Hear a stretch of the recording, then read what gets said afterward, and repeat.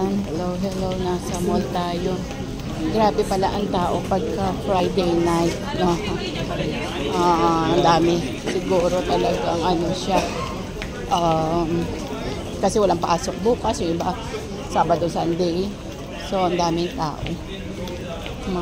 Ngayon lang kasi ako lumabas ng gabi. So, ang dami pala ng tao. Halos puno yung mall ngayon. So, grabe.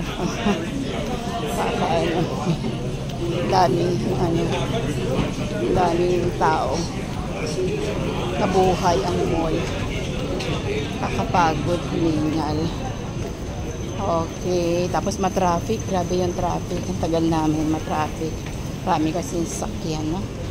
So, yan. Kailangan dito tayo dumaan sa sa express para nagmamadali. So, yun lamang po yung mai-share ko sa oras na ito. Maraming salamat at sasakay po tayo ng train.